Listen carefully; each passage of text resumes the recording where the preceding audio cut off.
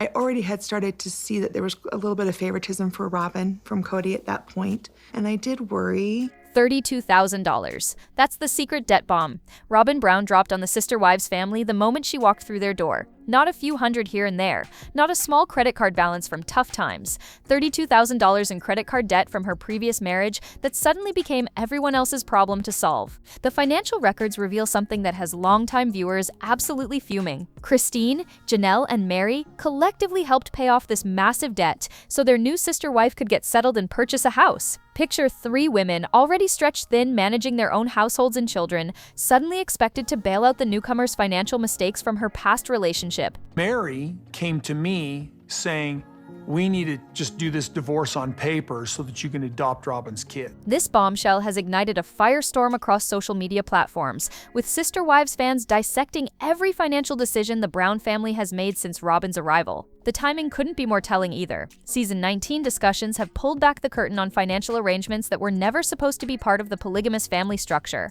revealing a pattern of collective sacrifice that seems to flow in one direction. For women who've managed household budgets while balancing multiple family needs, this scenario hits differently. It's one thing to help a sister in genuine crisis, but quite another to inherit someone else's spending consequences right from the start. The debt didn't accumulate from medical emergencies or job loss. These were credit card balances from lifestyle choices that the other wives suddenly became responsible for clearing. The question burning through every Sister Wives discussion forum: how does someone show up to a new family expecting others to clean up their financial mess? The logistics of this family bailout reveal just how deep the sacrifice ran. Sources close to the situation describe a coordinated effort where 3 established wives pooled their resources to clear debt they had no part in creating. So when Robyn first came into the family, she started talking to us about these other families where the first wife divorced the husband so he could marry the second wife legally and legally adopt the kids. Like, she was putting that in there because she would have loved that to happen. We're talking about women who were already managing tight budgets, juggling multiple children's needs, and trying to keep their own financial ships afloat,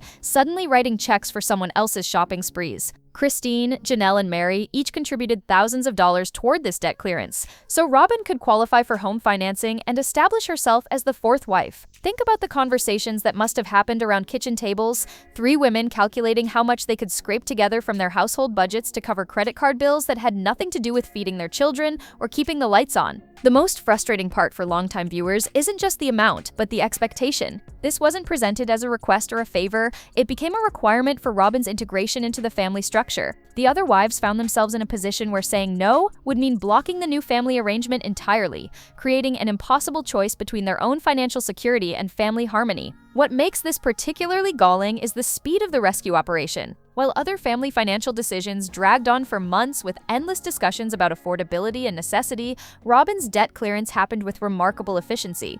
The same energy that took years to allocate toward other wives' housing needs suddenly materialized when the newest addition needed immediate financial intervention. But here's where the story takes an even more infuriating turn, and it involves what happened after the debt disappeared. I was hearing some feedback from family about, the accusations being made against me. I feel like I've been gaslit by some of the family members. $32,000 in credit card debt doesn't accumulate overnight. This kind of financial burden represents years of spending beyond means, consistently choosing immediate gratification over long-term stability. For women who've balanced checkbooks and negotiated family budgets, this debt level raises serious red flags about financial responsibility and decision-making patterns. Credit card debt of this magnitude typically signals a disconnect between income and lifestyle expectations. We're not talking about emergency medical bills or temporary unemployment struggles. This was consumer debt built through regular spending choices that exceeded available resources month after month. Any financial advisor worth their salt would flag this as evidence of underlying money management issues that require serious intervention and behavior changes. The timing reveals another concerning pattern. Robyn accumulated this debt while managing her previous household, then transitioned directly into a new family arrangement, expecting others to absorb the consequences. There's no indication of a period where she worked to address the debt independently or demonstrated changed spending habits before joining the Brown family financial structure. For seasoned observers of relationship dynamics, this scenario screams warning signs. When someone enters a new partnership expecting others to immediately solve their pre-existing financial problems, it establishes a troubling precedent about responsibility and accountability. The debt wasn't disclosed as a challenge to work through together, it became an immediate expectation for others to resolve. What makes this particularly concerning is how this debt clearance set the stage for ongoing financial dynamics within the family. Once the precedent was established that Robyn's financial needs took priority over established family members' resources, the pattern was locked in place. But the story gets even more maddening when you see what happened next. Picture the uncomfortable conversations that must have unfolded in Brown family living rooms. 3 wives who had been managing their polygamous household structure for years suddenly faced a financial arrangement that was never part of the original agreement. This wasn't about sharing resources for family needs or supporting each other through legitimate crises. This was about absorbing one person's pre-existing financial mistakes. I think there's a natural jealousy and dislike that they have had toward Robyn, especially Christine and Janelle. The original polygamy structure operated on principles of individual responsibility within collective support. Each wife managed her household, contributed to family goals, and shared resources when genuine needs arose. But Robyn's debt situation flipped this dynamic entirely, creating an immediate expectation that established family members would solve problems they didn't create. Sources describe tension-filled discussions where the other wives had to weigh their own family's financial security against the pressure to make Robyn's integration smooth. These weren't voluntary contributions from surplus funds, these were sacrificial payments that required other household needs to take a backseat to debt clearance. Imagine explaining to your children why certain purchases had to wait because mom was paying off another woman's credit card bills. The most infuriating aspect was the lack of negotiation room. The debt had to be cleared for Robyn to qualify for housing, which meant the other wives faced an ultimatum disguised as a family decision. They could either contribute to the bailout or watch the entire polygamous arrangement fall apart before it properly began. What should have been a period of gradual integration and shared responsibility became an immediate financial emergency requiring existing family members to sacrifice their security. The precedent this set would echo through every subsequent financial decision the family faced. And unfortunately, this was just the beginning of a pattern that would leave viewers absolutely livid. Here's where the story transforms from frustrating to absolutely infuriating. After 3 sister wives sacrificed their own financial security to clear Robyn's $32,000 debt, you'd expect to see some serious budgeting and spending restraint, right? Think again. Season 19 discussions reveal that Robyn continued her high spending patterns without the significant cutbacks you'd expect from someone who just received a massive family bailout. The evidence speaks volumes about priorities and accountability. While Christine, Janelle, and Meri tightened their belts to cover the debt clearance, Robyn maintained lifestyle spending that suggested the financial lesson hadn't quite landed. We're talking about someone who just watched 3 women sacrifice their household security to clean up her mess, then continued making purchases that would make those same women question every dollar they contributed. For viewers who've lived through financial partnerships where sacrifice flows both ways, this pattern hits like a slap in the face. When someone bails you out of a $32,000 hole, basic decency suggests you demonstrate changed behavior and genuine appreciation through visible spending restraint. Instead, the pattern suggested business as usual with someone else footing the bill for past mistakes. The psychological impact on the other wives must have been devastating. They made real sacrifices, delayed their own needs, redirected their children's resources, stretched already tight budgets, only to watch their investment disappear into continued high spending. This wasn't someone who learned from financial mistakes, this was someone who learned that others would absorb the consequences. What makes this particularly galling is the timing coincidence with other family financial struggles that suddenly became everyone's problem to solve. But the individual sacrifice each wife made reveals an even deeper betrayal of trust. Let's break down what Christine, Janelle, and Meri actually gave up to clear Robyn's financial mess. We're not talking about spare change from household coffee funds. These women redirected thousands of dollars that should have gone toward their own children's needs, home improvements, emergency savings, and long-term financial security. Each contribution represented real sacrifices with lasting consequences for their individual households. Christine, managing her own large brood, likely pulled funds from children's activities, delayed household repairs, or dipped into savings meant for future educational expenses. Janelle, known for her practical financial approach, probably redirected money from her own investment plans or emergency cushions that took years to build. Meri, dealing with her own household's financial pressures, contributed resources that could have improved her living situation or provided personal financial security. The ripple effects of these sacrifices extended far beyond the immediate debt clearance. When you redirect thousands of dollars from your household budget to cover someone else's spending mistakes, it creates a domino effect of delayed needs and missed opportunities. These women essentially took loans from their own futures to pay for Robyn's past. What makes this sacrifice particularly painful is the lack of reciprocal consideration. While the other wives tightened their budgets and explained to their children why certain purchases had to wait, Robyn's lifestyle adjustments seemed minimal at best. The women who actually solved the problem bore the ongoing financial consequences, while the person who created the problem experienced immediate relief without commensurate sacrifice. The emotional toll of this arrangement must have been crushing. Imagine writing a check for thousands of dollars to clear someone else's debt, then watching that person continue spending patterns that suggest the lesson was completely lost. And when the fans finally connected these dots, the internet absolutely exploded. The Sister Wives community turned into a forensic accounting squad once season 19 discussions revealed the debt details. Facebook groups, Reddit threads, and Twitter conversations lit up with viewers doing the math and connecting financial dots that painted an increasingly frustrating picture. These aren't casual watchers. These are dedicated fans who followed every family financial decision for years, and they brought receipts. The timeline analysis became particularly damning. Fans started cross-referencing Robyn's arrival with other family financial struggles, tracking spending patterns, and documenting every instance where the other wives faced budget constraints while Robyn's needs took priority. The collective detective work revealed a pattern that many viewers found absolutely maddening. Social media exploded with comments from women sharing their own experiences with financial inequality in relationships. "I've been the wife covering someone else's debt" became a rallying cry across platforms, with thousands of women relating to Christine, Janelle, and Meri's sacrifice. The Sister Wives fanbase includes plenty of women who've balanced household budgets while partners made questionable financial decisions, and this story struck a nerve. The fan reaction intensified as viewers realized this debt clearance was just the beginning of a long pattern of financial favoritism.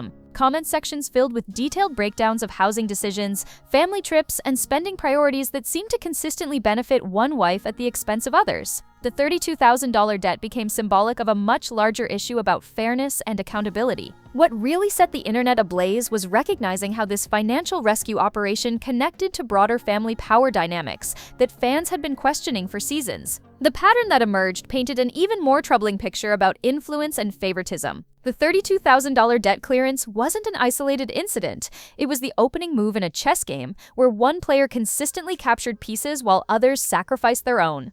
Longtime viewers began connecting this financial bailout to a disturbing pattern of preferential treatment that seemed to influence every major family decision afterward. The evidence trail became impossible to ignore. While Christine waited years for adequate housing, while Janelle faced delayed moves and substandard living arrangements, and while Meri dealt with her own housing struggles, Robyn's needs consistently jumped to the front of the line. The same family that could rapidly mobilize thousands to clear her debt somehow found endless delays when addressing other wives' legitimate housing and financial needs. Even more telling was Cody's role in these decisions. The husband who preached equality and fair treatment among wives seemed remarkably quick to approve financial sacrifices that benefited his newest addition. Viewers began documenting instances where Cody dismissed other wives' financial concerns while immediately prioritizing Robyn's requests, creating a hierarchy that contradicted the supposed principles of their polygamous arrangement.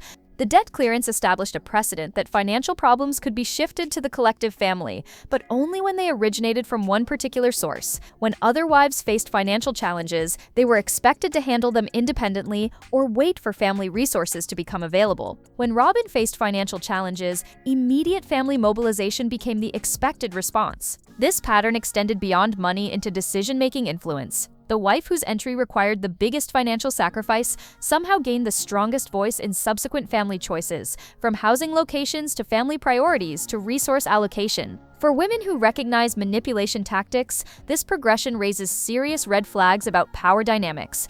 Red flag checklist. See if any ring a bell. When someone enters a relationship expecting others to immediately solve their pre-existing financial problems, that's flag number 1, screaming for attention. Healthy partnerships involve individuals taking responsibility for their own debt and working together on solutions, not dumping financial burdens on new partners or family members. Flag number 2 appears when the person receiving financial rescue shows minimal behavior change afterward. Someone who's genuinely learned from financial mistakes demonstrates visible spending restraint and accountability measures. Continued high spending after others sacrificed to clear your debt suggests the lesson was missed entirely, and the pattern will likely repeat. The third major warning sign involves unequal sacrifice expectations. In healthy financial partnerships, everyone contributes proportionally and fairly. When one person consistently receives financial support while others make ongoing sacrifices without reciprocal consideration, you're looking at an unsustainable dynamic that breeds resentment and inequality. For women managing blended family finances, the sister wives' debt situation offers crucial lessons about setting boundaries early. The moment you establish that one person's financial emergencies become everyone else's immediate responsibility,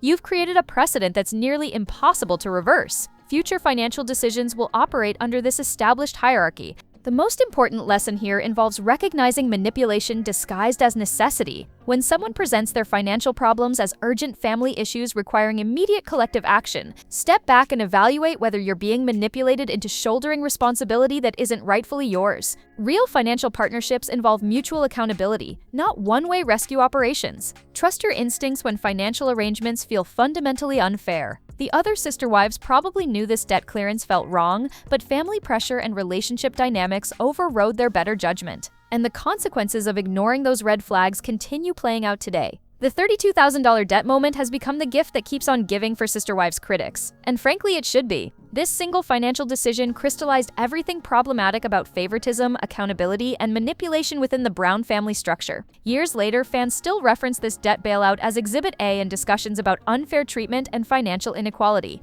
The long-term damage to family relationships was inevitable. Christine, Janelle, and Meri made genuine sacrifices to solve a problem they didn't create, only to watch their investment disappear into continued questionable spending patterns. That kind of financial betrayal doesn't heal easily, especially when it becomes the foundation for ongoing preferential treatment that affects housing, resources, and decision-making power. Current sister wives discussions consistently circle back to this debt clearance as evidence of manipulation tactics that influenced every subsequent family choice. The wife whose arrival required the biggest financial sacrifice somehow gained the strongest voice in family decisions, creating a power dynamic that contradicted the supposed equality of polygamous marriage. For viewers who've lived through similar financial inequality in their own relationships, this story serves as validation for trusting their instincts about unfair arrangements.